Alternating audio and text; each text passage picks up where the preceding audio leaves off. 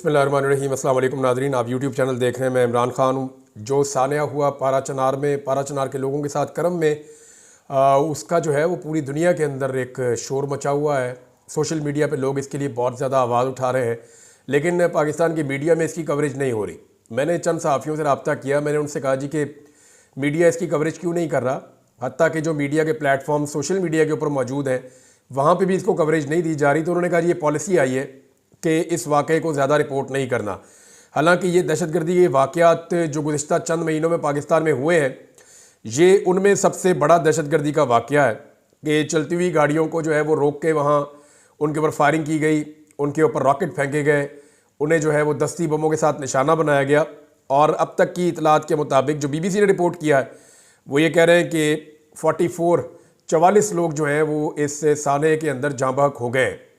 और जो लोग ज़िंदा बच गए हैं, जो ख़वातीन या कोई हजरात ज़िंदा बचे हैं, हमारे एक सहाफ़ी हैं जनान, उनका भी इंतकाल हो गया है, वो शहीद हो गए इस वाक़े में। जो लोग ज़िंदा बचने में कामयाब हुए, उन्होंने बताया कि किस तरह की ये फायरिंग थी, किस तरह का ये वाक़या था और पुलिस को आने में कितना ज़्यादा टाइम लगा।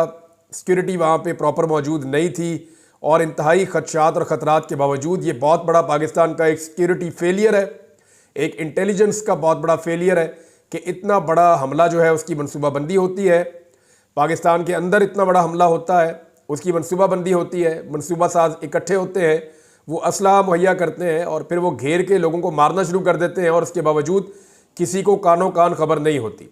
इतने बड़े इंटेलिजेंस फेलियर के ऊपर हुकूमत को अकाउंटेबल करना चाहिए, मुतल्लिका लोगों को, और उसके साथ साथ जिनकी वजह से ये वाक़या हुआ या जो लोग इसमें रिस्पॉन्सिबल हैं उनको एक तो मुजरिमों को सज़ा देना बहुत ज़रूरी है, दूसरा जिनकी गफलत की वजह से ये जुर्म हुआ उनको भी अकाउंटेबल किया जाना चाहिए, ये बहुत ज़रूरी है। उधर पारा चनार में बहुत बड़ा एहतजाज हुआ है, शहरी बहुत बड़ी तादाद में बाहर निकले, उन्होंने एहतजाज किया। जो लोग वहाँ मौजूद हैं उनसे अगर आप राब्ता करें या उनसे आप बात करें तो वो उनकी एक बेबसी है जो दिखाई देती है। यानी ये गमो गुस्सा तो है, तकलीफ़ तो है, लेकिन एक बेबसी भी है कि हम क्या कर सकते हैं। रियासत भी साथ नहीं दे रही, कोई बचा भी नहीं रहा, निहत्ते लोग हैं, उनको कत्लेआम उनका किया जा रहा है। और ये इसको लोग फ़िरका वाराना भी कहते हैं, इसके रीज़न ये भी हैं और कुछ तनाज़ात भी हैं मुकामी सतह पे। पारा चनार में बड़े तनाज़ात हैं, लेकिन यहीं पे गवर्नमेंट की रिस्पॉन्सिबिलिटी का पता चलता है। ये वफाकी हुकूमत की और सूबाई हुकूमत की दोनों की ज़िम्मेदारी है, वफाकी इदारों की और सूबाई इदारों की दोनों की ज़िम्मेदारी है। अब सूबाई हुकूमत से बात करें, वो कहते हैं जी हमारे पास तो इख्तियार ही नहीं है, हम तो यहाँ का DPO DC चेंज नहीं कर सकते, हम तो यहाँ पे कोई काम कर ही नहीं सकते, और उनके पास तो इख्तियारात नहीं है, वो उसका रोना रोते हैं। अगर आप वफाकी हुकूमत से बात करें तो उनकी तवज्जो ही नहीं है इस तरफ, उनकी सारी तवज्जो है सारे पॉलिटिकल मामलात में। वो हर जगह से नफरी निकाल निकाल के इस्लामाबाद में और बड़े बड़े शहरों में शिफ्ट कर रहे हैं कि हमने पाकिस्तान तहरीक इंसाफ के जो लोग एहतजाज करना चाहते हैं हमने उनको कैसे रोकना है। तो सारी तवज्जो उनकी वहाँ पर है। अब इमरान खान साहब का स्टेटमेंट आया, उन्होंने मीडिया के साथ बात भी की है और उनका अपना स्टेटमेंट उन्होंने अपने ट्विटर के ऊपर शेयर किया है और एक्स पे जो उनकी पोस्ट है वो मैं आपको पढ़ के सुनाता हूँ। इमरान खान साहब ने कहा कि 24 नवंबर गुलामी से नजात का दिन है। याद रहे परसों ये दिन आ रहा है, एतवार का दिन। मुल्क में कानून की हुक्मरानी, आइन की पासदारी और इंसानी हुकूक मुअत्तल है, जिसकी वजह से पूरी कौम का बाहर निकल कर कुर्बानी देना नागुज़ीर हो चुका है। कौम को फैसला करना होगा कि बहादुर शाह जफ़र की तरह मौत तक गुलामी का तौक पहनना है या टीपू सुल्तान की तरह मरते दम तक आज़ादी का सेहरा पहनना है। सऊदी अरब से मेरे मिसाली ताल्लुकात हैं। जब वज़ीराबाद में मुझ पर कातिलाना हमला हुआ तो मुझे सबसे पहले कॉल सिफारत खाने के ज़रिए आई, जो सऊदी सिफारत खाने से आई, और वली अहद शहज़ादा मोहम्मद बिन सलमान की आई। हमारे दौर में शहज़ादा मोहम्मद बिन सलमान ने पाकिस्तान का तारीख़ी दौरा भी किया। हमारी हुकूमत के ख़ात्मे से 2 हफ्ते पहले OIC के वज़राए ख़ारजा की कॉन्फ्रेंस इस्लामाबाद में मुनक्कद हुई, जो सऊदी अरब के बगैर मुमकिन ही नहीं थी। सऊदी अरब हर मुश्किल, हर मरहले में हमारे साथ खड़ा रहा है। बुशरा बीबी के बयान को तोड़ मड़ोड़ कर कौम की तवज्जो हटाने की नाकाम कोशिश ना की जाए। उन्होंने सऊदी अरब का नाम नहीं लिया। हमारी हुकूमत के ख़िलाफ़ तमाम साजिशों में जनरल बाजवा का हाथ था। मैंने उस वक्त भी चीफ जस्टिस और जनरल तारिक खान के ज़रिए साजिश की तहकीकात करवाने की कोशिश की, मगर जनरल बाजवा ने ऐसा नहीं होने दिया। अगर तब शफाफ तहकीकात हो जाती तो सच खुल कर सामने आ जाता। बुशरा बीबी का सियासत से कोई ताल्लुक नहीं है। बतौर एहलिया उन्होंने एहतजाजी कॉल के हवाले से कौम तक मेरा पैगाम पहुंचाया है। नवाज शरीफ के लिए मुशर्रफ दौर में कुलसूम नवाज भी निकली थी, मगर उसने डिक्टेटर होते हुए भी खातून को जेल में नहीं डाला था। मगर बुशरा बीबी को 9 माह झूठे मुकदमात में कैद में डाला गया। कौम अपनी तवज्जो 24 नवंबर के एहतजाज पर रखे, इंशाअल्लाह फतह आपकी होगी। साबिक वज़ीर आज़म इमरान खान का अडयाला जेल से पैगाम। अच्छा, इसमें जो है ना, ये सऊदी अरब वाले मामले को लेकर हुकूमत बहुत हसास हो रही है। हालांकि जिसने स्टेटमेंट दिया है वो खुद कह रहा है जी मैंने तो स्टेटमेंट इसके बारे में दिया ही नहीं। नहीं, आपने इसी के बारे में दिया। यानी उनका स्टेटमेंट, जो स्टेटमेंट देने वाला है, अगर फर्ज करें बुशरा बीबी ने स्टेटमेंट सऊदी अरब के खिलाफ देना होता और उन्होंने दे दिया होता, तो उन्हें क्या जरूरत थी कि तनकीद आने से पहले ही जब लोगों ने इसकी निशानदेही की तो उन्होंने फौरी तौर पे कहा जी इसका मतलब ये नहीं है, एक्चुअली मैंने ये कहा है। ये कहने में थोड़ा सा वो जिस तरह उन्होंने अल्फाज का चुनाव था वो ठीक नहीं था, और ये जो लोग वहाँ एडिटिंग कर रहे थे, वहाँ मौजूद थे, उनको ये चीज़ वहाँ देख लेनी चाहिए थी, तो ये प्रॉब्लम होती ही ना। लेकिन मौजूदा हुकूमत का सारा फोकस ही इसके ऊपर है। यानी शहबाज शरीफ का अगर आप स्टेटमेंट देखें, शहबाज शरीफ साहब ने तो गुलामी की इंतहा कर दी। यानी मुझे समझ नहीं आती कि कोई आदमी इस लेवल का गुलाम कैसे हो सकता है। शहबाज शरीफ साहब जनाब कहते हैं पाकिस्तान और सऊदी अरब की दोस्ती को नुकसान पहुंचाने वाले की तरफ बढ़ने वाला हाथ तोड़ देंगे। भाई कौन कर रहा है? भाई सऊदी अरब के साथ ताल्लुकात कौन खराब कर रहा है? इमरान खान ने खुद स्टेटमेंट दिया है मोहम्मद बिन सलमान के बारे में, आज फिर दिया है। और उनकी बीवी ने मोहम्मद बिन सलमान का नाम तो नहीं लिया, ना सऊदी अरब का नाम लिया। उन्होंने कहा जी जनरल बाजवा ने ये फिर कहा था, और जनरल बाजवा के जरिए बातें हमारे तक पहुंची हैं। तो जनरल बाजवा क्या कुछ कहते थे, मियाँ साहब अगर आपके बारे में बता देना साफ़ी आपको कि जनरल बाजवा आपके बारे में क्या कहते थे, तो आपको कोई फर्क नहीं पड़ेगा, क्योंकि आपको फर्क पड़ता ही नहीं, आपको कोई कुछ भी कहता रहे। लेकिन इसहाक डार के बारे में, नवाज शरीफ के बारे में, सबके बारे में जनरल बाजवा की अपनी राय थी। इमरान खान के बारे में भी वो खुलकर बातें करते थे। जनरल बाजवा साहब की एक तो कॉल मैंने सुनी है 1.5 घंटे की लंबी कॉल, उसमें जनरल बाजवा साहब ने क्या क्या कहानियां सुनाई। मैं हैरान हो रहा था कि यार ये इस लेवल का आदमी पाकिस्तान का आर्मी चीफ रहा है। यानी जैसी वो बातें कर रहे थे जनरल बाजवा, ये एक आर्मी चीफ को या साबिक आर्मी चीफ को सेब ही नहीं देती। वो इतने लो लेवल का आदमी था, मुझे तो समझ नहीं आई कि यार इस इंटेलेक्चुअल लेवल का आदमी, जिसका इंटेलेक्ट लेवल ये है कि वो छोटी छोटी जो है ना वो घर की बातों में फंसा हुआ है। बिल्कुल ऐसी माइनर चीजें जिनको बच्चे भी इग्नोर कर देते हैं, वो उनके बीच में फंसा हुआ आदमी इस मुल्क का आर्मी चीफ था, और वो भी 6 साल तक के लिए, और तभी तो पाकिस्तान यहां तक पहुंच गया है। बहरहाल ये अब शहबाज शरीफ साहब जनाब ये कह रहे हैं, मरियम नवाज साहिबा ने भी और सबने ये इसके ऊपर एक प्रोपेगेंडा शुरू कर दिया है। हालांकि पाकिस्तान तहरीक इंसाफ ने क्लियर कर दिया है, मेरे ख्याल में इसके ऊपर अब और फोकस नहीं करना चाहिए, चलना चाहिए उस इशू की तरफ जो इस वक्त पाकिस्तान में चल रहा है। और वो इशू ये है कि जनाब पूरा पाकिस्तान जिसको इमरान खान ने बंद करना था, हुकूमत ने उसे खुद ही बंद कर दिया। यानी इस वक्त पाकिस्तान तहरीक इंसाफ के निकलने से पहले हुकूमत ने पाकिस्तान बंद करने का बंदोबस्त कर दिया है। लाहौर रिंग रोड को बंद किया जा रहा है, लाहौर के तमाम दाखिली और खारजी रास्ते बंद किए जा रहे हैं, कंटेनर लाहौर के अंदर भी पहुंचा दिए गए हैं, जबकि इस्लामाबाद के अंदर कंटेनरिस्तान बना दिया गया है। बहुत बड़ी तादाद में कंटेनर इस्लामाबाद पहुंच गए हैं। तमाम दाखिली और खारजी रास्ते इस्लामाबाद के बंद किए जा रहे हैं। मोटरवेज तमाम पाकिस्तान की बंद की जा रही हैं, और अब तक की जो इतला है उसके मुताबिक जो मोटरवे की पुलिस ने इतला दी है कि अचानक उन्हें पाकिस्तान की सारी मोटरवेज की मुरम्मत करनी पड़ गई है। यानी ये मामला तो जाना चाहिए सुप्रीम कोर्ट में, और मोटरवे पुलिस के आईजी को बुला के उसको मुअत्तल कर देना चाहिए, और उसको बल्कि जेल में डालना चाहिए कि यार सारी की सारी मोटरवेज एक ही दिन में मुरम्मत करना शुरू हो गए हो।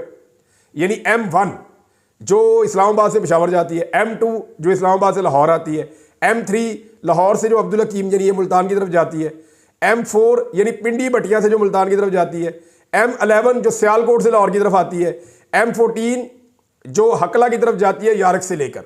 अब आप अंदाजा करें कि ये सारी मोटरवेज बंद कर दी, इसके अलावा हाईवेज भी बंद करने जा रहे हैं, और जो जेलम से रास्ता जाता है रावलपिंडी की तरफ वो भी बंद करने जा रहे हैं। यानी अमली तौर पे पाकिस्तान बंद होने जा रहा है, और ये कोई और बंद नहीं कर रहा, ये हुकूमत बंद कर रही है। पाकिस्तान तहरीक इंसाफ का एहतजाज शुरू होगा 24 तारीख से, और हुकूमत ने पहले ही बंद कर दिया है। इस्लामाबाद के अंदर तमाम हॉस्टल्स में बाकायदा लिख कर वो नोटिस लगा दिए गए हैं कि तमाम तालिब इल्म वो अपने घरों को चले जाएं, फौरी तौर पे चले जाएं अपने घरों को, हॉस्टल्स खाली कर दिए जाएं, क्योंकि जो नौजवान रहेंगे, अब देखें ना हुकूमत कितनी डरी हुई है। उन्हें लगता है कि जो भी नौजवान है ना, या जो भी यूथ है, वो पाकिस्तान तहरीक इंसाफ की है, यानी वो मान चुके हैं, इसलिए हॉस्टल में जा रहे हैं। भाई अगर हॉस्टल के अंदर लोग रहते हैं तो हर सोच के लोग होंगे ना, पीटीआई की सोच के भी होंगे, नून लीग की सोच के भी होंगे, पीपल्स पार्टी की भी, लेकिन इनको पूरा यकीन है कि 99% नौजवान जो पढ़ा लिखा है वो पीटीआई के साथ खड़ा होगा। लिहाजा उन सबको कह रहे हैं अपने घरों को जाओ, 27 तारीख से पहले वापस कोई ना आए। ये जनाब नोटिस लगा दिए, गेस्ट हाउसेस खाली करवा रहे हैं, होटल्स खाली करवा रहे हैं। तो इस्लामाबाद के अंदर जिस बंदे के पास ID कार्ड निकल आता है ना खैबर पख्तूनख्वा का, उसको गिरफ्तार कर देते हैं। यानी आप अंदाजा करें कि खैबर पख्तूनख्वा का शनाख्ती कार्ड होना भी एक प्रॉब्लम हो रहा है। मुझे एक सहाफ़ी बता रहे थे ये बात कि जो कोई अफगानी है उसको पकड़ लेते हैं, या जिसकी शक्ल वो पठानों वाली है उसको पकड़ लेते हैं, या जिसके पास ID कार्ड है उसको भी पकड़ लेते हैं खैबर पख्तूनख्वा का, कि ये बंदा खैबर पख्तूनख्वा से है। ये यार खैबर पख्तूनख्वा में नून लीग का भी वोट बैंक है, फजलुर रहमान साहब का भी है, ANP का होता था, अब नहीं है तो थोड़ा बहुत होगा, लेकिन पीपल्स पार्टी का भी अब नहीं है वहाँ पे। लेकिन जिन जमातों का है वो खातिर जमा रखें भाई, जमात इस्लामी का भी वहाँ पे वोट बैंक है। अब ये तो नहीं हो सकता कि खैबर पख्तूनख्वा का जिसका भी ID कार्ड है वो बंदा PTI गई है। लेकिन ये हुकूमत अज्यूम कर चुकी है कि हर वो आदमी जो नौजवान है, हर वो आदमी जो पढ़ा लिखा है, हर वो आदमी जो पश्तून है, हर वो आदमी जो थोड़ा सा भी शऊर रखता है, चाहे उसका ताल्लुक पंजाब से है या कहीं से भी है, वो हमारे खिलाफ ही है। और हुकूमत को इस बात का आइडिया हो गया कि ये इक़्तिदार पे काबिज होकर बैठे हुए हैं, अवाम में इनकी जड़ें बिल्कुल नहीं है। और एक और बड़ा खौफनाक काम जो इन्होंने शुरू किया, इन्होंने नफरत फैलाना शुरू की है खैबर पख्तूनख्वा के खिलाफ। अब ये जो नफरत फैला रहे हैं ना, ये मुल्क को किसी सूरत सूट नहीं करती। यानी मरियम नवाज उठती है खैबर पख्तूनख्वा पे हमला कर देती है, उनकी वज़ीर इत्तलाआत उठती है वो खैबर पख्तूनख्वा पे हमला कर देती है, वज़ीर आज़म साहब वो उधर हमला कर देते हैं, ख्वाजा आसिफ हो गया, एहसन इकबाल हो गया, राना, ये सारे लोग खैबर पख्तूनख्वा पे अटैक करते हैं।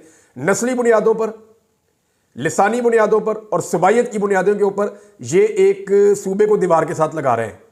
देखिए ये बदकिस्मती है, सिर्फ अपनी सियासत और हुकूमत बचाने के लिए आप ये नहीं कर सकते। ये जुल्म है, ये ज्यादती है, ये गलत है। आप लोग भी तो आए थे एहतजाज लेकर मुख्तलिफ जगहों से, आपको तो किसी ने नहीं रोका, किसी ने आपके ऊपर इस तरह के एलिगेशन नहीं लगाए या सुबाइयत के ऊपर अटैक नहीं किया आपके ऊपर नाम लेकर। अब ये चीज़ें हुई थी 71 में जो हम किताबों में पढ़ते हैं। याया खान ने और जुल्फ़िकार अली भुट्टो ने बंगालियों के खिलाफ नफरत पैदा की थी, जैसे अभी पठानों के खिलाफ नफरत पैदा करने की कोशिश की जा रही है। तो उस वक्त इसका नतीजा अच्छा नहीं हुआ था। अल्लाह ना करे दोबारा कभी ऐसी कोई चीज़ हो, लेकिन इन लोगों को होश के नाखून लेने चाहिए अपने छोटे छोटे, बहुत छोटे छोटे मफादात के लिए, अपने हुकूमती फ़ायदे के लिए। पाकिस्तान को, पाकिस्तान की वहादत को नुकसान ना पहुँचाएँ। यानी आपका सलूक ये बता रहा है कि वफाकी दारुल हुकूमत पे इन लोगों का कोई हक नहीं है। वफाक की जानिब से ये नफरत अंगेज़ रवैया ख़तरनाक होता जा रहा है और इससे बचना चाहिए। बहरहाल इस वक्त हुकूमत का जो खौफ है वो खौफ ये जाहिर करता है कि हुकूमत की टांगें कांप रही हैं और वो लगभग सरेंडर कर चुकी है। हुकूमत इनका मुकाबला नहीं कर सकती। अब फ़र्ज़ करें पाकिस्तान तहरीक इंसाफ खैबर पख्तूनख्वा और पंजाब के बॉर्डर पे आके बैठ जाती है और वो कहते हैं जी हमने लड़ाई करनी नहीं और हम एहतजाज करना चाहते हैं। मीनवाइल जो है वो लाहौर में शहरी निकल के एहतजाज करते रहे, बाकी शहरों में करते रहे, रावलपिंडी में करते रहे, इस्लामाबाद में करते रहे और लगे रहे अपना एहतजाज करने में। जो बड़ा काफिला है वो खैबर पख्तूनख्वा के बॉर्डर पे बैठा रहे और एक ही डिमांड करता रहे, जी आप रास्ता खोले, हमने इस्लामाबाद जाना है, हम लड़ना नहीं चाहते। और इंतजार करें 1 दिन, 2 दिन, 4 दिन, 5 दिन, 6 दिन, पुलिस कब तक खड़ी रहेगी वहां पे? एक दिन आएगा कि पुलिस वाले थक जाएंगे, रास्ता खोल देंगे और ये जाकर वहां एहतजाज कर दें। लेकिन सवाल ये पैदा होता है हुकूमत कितने दिन तक पाकिस्तान को बंद कर सकती है या कितने दिन तक हुकूमत पाकिस्तान को बंद रख सकती है? अब कुछ लोग कहते हैं जी इसमें वहाँ गवर्नर राज लग जाएगा, तो उधर असम्बली का सेशन चल रहा है तो ऐसे गवर्नर राज नहीं लगता होता। लेकिन ये जो चीज़ें दिखाई दे रही हैं इसमें नफरत है, डर है, बुज़दिली है, सरेंडर किया हुआ है हुकूमत ने। तकरीबन हुकूमत ने हथियार डाल दिए पाकिस्तान तहरीक इंसाफ के सामने और सियासी नुक्ता नज़र से उन्होंने मुकम्मल अपनी हार तस्लीम कर ली है। इमरान खान साहब का एक स्टेटमेंट और भी आया और ये थोड़ी देर पहले आया और इमरान खान साहब ने कहा कि एतवार 24 नवंबर को हमारा एहतजाज हर सूरत होगा। पाकिस्तान को बनाना रिपब्लिक बना दिया गया है, मुल्क में जमहूरियत, आइन और कानून का जनाजा निकल चुका है। 26वीं आइनी तरमीम के बाद सुप्रीम कोर्ट और हाई कोर्ट्स के ज़िली अदालतों की तरह बेइख्तियार बना दिया गया है, जहां से किसी को इंसाफ नहीं मिलेगा। पाकिस्तानी कौम अपनी नस्लों के मुस्तकबिल के लिए 24 नवंबर को बाहर निकले। मुझे पैगाम मिला कि एहतजाज को 10 दिन तक मौखर कर दिया जाए तो मुज़ाकरात शुरू किए जा सकते हैं। हमारे मुतालबात में बेगुनाह कैद सियासी कैदियों की रिहाई का मुतालबा फिलफौर काबिल अमल मुतालबा है, लेकिन लाहौर में कैद रहनुमाओं को 1.5 साल से झूठे मुकदमात में मुलव्वस करके रखा हुआ है। इनको रिहा करना संजीदा मुज़ाकरात की तरफ मुनासिब कदम होता। 1 साल से जेल में हूँ। इस दौरान मुझे 60 से ज़्यादा मुकदमों में मुलव्वस कर दिया गया है। कल हाई कोर्ट से ज़मानत मिलने के बाद मुझे रिहा करने की बजाय एक और बेहुदा मुकदमे में गिरफ्तारी डाल दी गई। इससे जाहिर होता है कि मुज़ाकरात करने वाली कुव्वतें संजीदा नहीं हैं। एहतजाज हमारा बुनियादी आइनी हक है। हमने एहतजाज और मुज़ाकरात के लिए अपने 3 मुतालबात रखे हुए हैं। एहतजाज और मुज़ाकरात जारी रहेंगे। हम सियासी लोग हैं, बातचीत से आगे बढ़ सकते हैं। अगर वो बातचीत में संजीदा है तो हमारे अंडर ट्रायल लोगों को रिहा किया जाए। मुल्क में कानून की हुक्मरानी नहीं होगी तो कोई सरमायाकारी नहीं करेगा। चीन और हिंदुस्तान को ओवरसीज चाइनीज़ और हिंदुस्तानियों ने उठाया। मुल्क सिर्फ तरसीलात ज़र से नहीं, सरमायाकारी से तरक्की करते हैं। समंदर पार पाकिस्तानी मुझे 50 साल से जानते हैं। जब वो ये देखते हैं कि मुल्क में कानून की हुक्मरानी नहीं है तो वो क्यों सरमायाकारी करेंगे। अभी एक दिन पहले आर्मी चीफ ने कहा भी है कि पाकिस्तान को बेल आउट जो है वो पाकिस्तान के ओवरसीज कर सकते हैं, वो अगर पाकिस्तान में सरमायाकारी करें। और ये हकीकत है, इमरान खान साहब का भी यही फार्मूला था कि ओवरसीज पाकिस्तानी पाकिस्तान में पैसा लेकर आए। लेकिन पाकिस्तान में जो हरकतें होती हैं, खासतौर पे जो ओवरसीज पाकिस्तानियों के साथ जुल्म और ज्यादती होता है, तो वो बेचारे कैसे यहाँ पे पैसा लेकर आएँ, यहाँ पैसा कैसे लगाएं। अब जिस तरह की खबरें पूरी दुनिया में जा रही हैं, कत्लो गारतगिरी यहाँ पे हो रही है और सबकी तवज्जो जो है वो सियासत की तरफ है। इसको कुचल दो, मैंडेट का एहतराम नहीं है, रूल ऑफ लॉ है नहीं है, आज़ादी इज़हार राय है नहीं है, आप पैसे लगाते हैं, आपके पैसे महफूज नहीं है। जिनके कारोबार चल रहे हैं उनके बंद हो गए। रोज़ाना खबरें आती हैं किसी पार्लियामेंटेरियन की फैक्ट्री बंद कर दी है, किसी की मिल बंद कर दी है, किसी का घर तोड़ दिया है, किसी का फार्म हाउस तोड़ दिया है। जब ये खबरें आती हैं तो कौन पाकिस्तान में पैसा लेकर आएगा। और यही खबरें चल रही हैं। इमरान खान ने कहा कि आप देखेंगे कि एतवार को समंदर पार पाकिस्तानी सारी दुनिया में पाकिस्तान में जारी फस्तायत और जबर के खिलाफ तारीखी एहतजाज करेंगे। इनको कोई डंडे नहीं मारेगा, ना ही इन पर शेलिंग होगी। वो आज़ाद जमहूरी मुल्कों में रहते हैं। इमरान खान साहब ने अडयाला जेल में ये बातचीत की और ये एक और स्टेटमेंट है जो मैंने आपको उनका बताया। ओवरसीज़ पाकिस्तानियों पर इमरान खान साहब का इन्हिसार काफ़ी ज़्यादा है। आज़ाद कश्मीर में नाज़रीन बड़ा ज़बरदस्त एहतजाज हो रहा है, लेकिन मीडिया को कहा गया है कि इसका मुकम्मल बाइकआउट करना है। और मीडिया के कुछ लोग काम क्या कर रहे हैं, ये जो यूनिफॉर्म पुलिस ऑफिसर है ना, वो सियासी कारकुन बन के इंटरव्यूज दे रहे हैं। जिस्म पे वर्दी पहनी हुई है लेकिन सियासी जमातों के टटपूंजिए बने हुए हैं। मैंने टटपूंजिए का लफ्ज़ इस्तेमाल किया, आप भी करें, खुल के करें, क्योंकि ये वही बने हुए हैं। इस वक्त ये जितने भी लोग हैं ये टाउट का रोल प्ले कर रहे हैं। जिस्म पे यूनिफॉर्म पहनी हुई है और एक सियासी कारकुन बन के दूसरी सियासी जमात को धमकियां लगा रहे हैं। दूसरी जानिब नाज़रीन, नामालूम ताजरों की दरखास्त के ऊपर chief justice Islamabad high court ने पीटीआई को सुने बगैर, पीटीआई को फरीक बनाए बगैर एहतजाज के खिलाफ फैसला दे दिया है। अब मामला यह है कि ये कैसे हो सकता है कि आइन कहता है जी आपका एहतजाज करना हक है, अदालत एक पॉलिटिकल पार्टी जो एहतजाज करने जा रही है उसके खिलाफ नामालूम किस्म की अजीबोगरीब किस्म के ताजर हैं, वो एक दरखास्त देते हैं, अदालत फौरन नोटिस करके फौरन बुला के उस पॉलिटिकल पार्टी को सुने बगैर फैसला भी दे देती है। लेकिन अदालत के फैसलों पे अमल कौन करता है? यहाँ कोई भी नहीं करता, कोई बात ही नहीं सुनता अदालत की। मैंने खुद देखा, बहुत दफ़ा देखा, निशानदेही भी की है और इससे अदालत को फ़र्क भी कोई नहीं पड़ता। बहरहाल हुकूमत की सारी तवज्जो इस वक्त, जितनी उन्होंने प्रेस कॉन्फ्रेंसेस की हैं, जितनी बातें की हैं, वो सारी पाकिस्तान तहरीके इंसाफ पे की हैं। वो जो 44 लाशें पड़ी हुई हैं ना पारा चनार में, उसके ऊपर हुकूमत बात करने को तैयार नहीं है। मीडिया को भी मना कर रहे हैं कि बात ना करो। कैसी बेहिसी है इनकी। अब तक के लिए इतना ही। अपना ख्याल रखिएगा, अपने चैनल का भी। अल्लाह हाफ़िज़।